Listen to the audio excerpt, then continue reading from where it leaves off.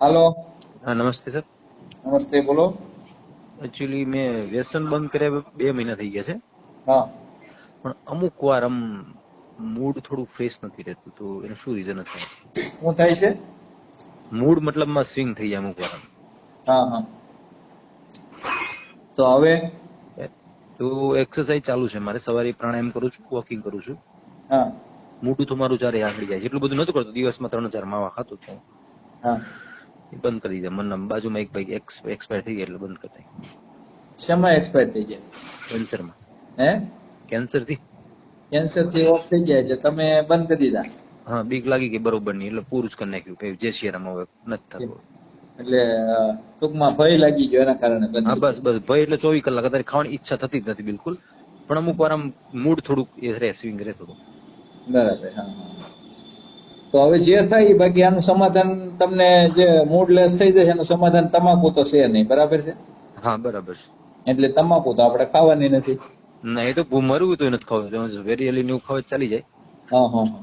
મોટામાં એક ચોકલેટ રાખું તો મનમાં ઈચ્છા થાય તો પેલી અંદર મળે રાખે.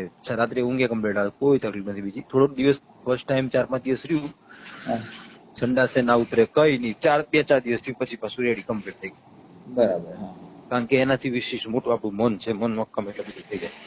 હા. એનાથી વિશેષ કોઈ મોટી વસ્તુ નથી, બરોબર છે? એનાથી એ નથી ખાવાના તો મરી તો જવાના નથી. હા, મન તમારું મક્કમ હોય તો તમારે કાંઈ જરૂર પડતી. હા, જરૂર નથી. પણ નવા આ તો શું છે, તો હું પહેલેથી વસ્તુ, પ્રોડક્ટ મારા ઘરે બધી ઓર્ગેનિક છે, ખાવા પીવાનું. આ તો હું બચી ગયાનું કારણ એ છે કે ભાઈ રેગ્યુલરલી માવા તો ખાતો, પણ એની જોડે તુલસી છે, પછી સવારે ગળો છે, તુલસી અને પંચગવ્ય આયુર્વેદિક અપનાવવું. એના કારણે થોડું આપણે ઇમ્યુનિટી થોડી સારી હતી, એના કારણે તકલીફ ના થઈ. બાકી આજની તારીખમાં 2-4 વર્ષમાં કેન્સર રિઝલ્ટ આવી દે છે. બરાબર. બહુ એટલે લાંબો ટાઈમ. ખોરાકમાં ઝેર થઈ ગયું બધું, હા. ઇમ્યુનિટી મળે નહીં તમને, અને તમે મસાલા ખાઓ એટલે ડબલ ઇમ્યુનિટી, ઝીરો તમારી. એટલે પછી 100% રિઝલ્ટ કેન્સરમાં જ જાય. તો તમે ફોન શું હેતુથી કર્યો હતો અત્યારે? મેં એ હેતુથી ફોન કર્યો છે કે એવી કોઈ દવા આયુર્વેદિક કે ભાઈ હોમિયોપેથિક હું લઈ શકું કે ભાઈ થોડુંક મૂડ મતલબ સ્વિંગ થાય તો મતલબ એન્ઝાયટી જેવું રહે મતલબમાં. હા. મેં મસાલા ચાલુ કરવાનું રીઝન મારું એ નતું કે લોકોને પેલા છોકરાનું RSS માં જતો ને એટલે છોકરાનું હું મારતો કે વ્યસન ના કરવું જોઈએ, બરોબર? પણ મારા એકચ્યુઅલી ડિપ્રેશનની પ્રોબ્લેમ થઈ 2010માં, હા. અને ડિપ્રેશનના પ્રોબ્લેમના આધારે મેં આ વ્યસનનું શરૂઆત કરી. હા. એટલે તમારો મૂડ અત્યારે જ લેસ થાય, મૂડ લેસ થાવ છો કે જયારે વ્યસન કરતા ત્યારે આવું ક્યારેય થયેલું મૂડ લેસ થતો? હા, થતું. તો ત્યારે તમે શું કરતા? બસ એ માવો ખાઈ લીધું, રેડી. તો ઈ ડોપામિન રિલીઝ થઈ જતું હતું એનાથી. એમ નહીં, તમે વ્યસન કરતા તોય મૂડ લેસ થઈ જતો હતો ને અત્યારે થઈ જાય છે, તો અત્યારે પછી હવે તમે નથી ખાતા તો અત્યારે કેવી રીતે રેડી થાય છે? મોડી એટલે હા, ટાઈમ જતો રહે અમુક એનો, એટલે પાછું શું થઈ જાય એમ કહેવાનો મતલબ. બસ, તો એમ જ કરવાનું છે આપણે, બરાબર છે? બાકી એમ મૂડ લેસ તો નથી ખાતા ને એને થાય છે, ને ખાય છે ને એને થાય છે. મૂડ લેસ તો થાય ને આવે ને એવું બધું. હોર્મોન્સ આડાવાળા થતા હોય બધાના, દિવસમાં 24 કલાક બધાના હોર્મોન્સ એક સરખા કામ ન કરતા હોય, બરાબર છે?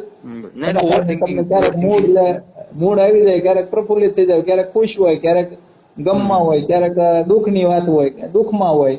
એટલે હારો મોડો સમય આવતો હોય છે, પણ એનું કારણ વ્યસન એનું સમાધાન નથી, એટલે એનાથી દૂર રહેવાનું, બરાબર? ના, એ તો બરોબર છે. બસ, બીજું કાંઈ છે નહીં. બાકી એક્સરસાઇઝ કરવાથી બહુ ઘણો ફરક પડી ગયો, બહુ ઘણું. મારું ખાવાનું જમવાનું લગભગ 3 ગણું થઈ ગયું. હા. એના કારણે બહુ ઓછું થઈ ગયેલું હતું, એનું એ રિલીઝ થઈ ગયું. અને સવારે પ્રાણાયામથી તો ગજબનું રિઝલ્ટ મળે છે 2 જ મહિનામાં ખાલી. બસ, તો એ ગજબનું રિઝલ્ટ જ્યાંથી ગજબનું મળે ને એ બધું આપણે લઈ લેવાનું, બરાબર છે? અને 2 મહિના થઈ ગયા છે ને તમારે વ્યસન મુક્ત, તો હવે તમારી થઈ ગયું, જગ જીતી ગયા તમે. હવે તમારે કાંઈ કરવાનું નથી, બરાબર છે? હવે 2 મહિના જશે ને એવી રીતે 2 વર્ષ વયા થાય, પછી 20 વર્ષ વયા જાય, તમારી જિંદગી પૂરી થઈ જાય. ત્યાં સુધી તમારે હવે બીજા લોકો વ્યસન કરતા હોય ને એને આ જંજાળમાંથી બહાર કાઢવાની કોશિશ કરવાની, એવા લોકોને સમજાવવાના કે ભાઈ આ ઝેર છે, હું આવું ખાતો હતો ને હું આમાંથી બહાર આવ્યો છું, તમે આમાંથી બહાર આવો. મારા જે એરિયા, મારી સોસાયટીમાં લગભગ મારા પછી બંધ અમુક લોકો જે ખાતા હતા એમને 90% ઓછું કર્યું છે, અને અમુક લોકોએ તો બંધ કરી દીધું છે, એવાય છે. હા, બસ એવી સેવાનું કામ કરવાનું, બાકી છે ને મારા હેતુથી, બરોબર. અને આપણે સેવાભાવી માણસ છીએ, ગૌ માતાના રાજીવ દીક્ષિતના ફોલોવર્સ છીએ. ને આપણી જિંદગીનો મકસદ એ જ છે લાસ્ટમાં કે આપણે પૈસા કમાઈને એ પૈસા લોકો પાછળ જ વાપરવાના છે, એક હેતુ છે. બસ બાકી ભેગું કરવા વાળા ભલે ને કર્યા કરે નથી તમારે નથી નથી નથી નથી એ કાંઈ કોઈના કામમાં નથી આવવાનું. અત્યારે જો તમે સાંભળો મહાનગરોમાં અમારે રૂપિયા બહુ લોકો ભેગા કરે, રૂપિયાની પાસે આડી દોડ દીધી છે, પણ હા. કહેવાનો મિનિંગ એની જ જે પ્રજા છે એ ધન સંપત્તિ ખૂબ છે, પણ છતાંય છે ને એ બધા એના છોકરાઓ અહીંયા બીડીઓ સિગારેટો ધમ ધમાટી પીવે જ છે, બરાબર છે.